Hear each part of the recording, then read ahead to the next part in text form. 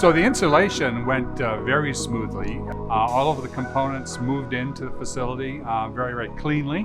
The installation and assembly was completed mostly on the first day, and by the second day, the unit was up and running.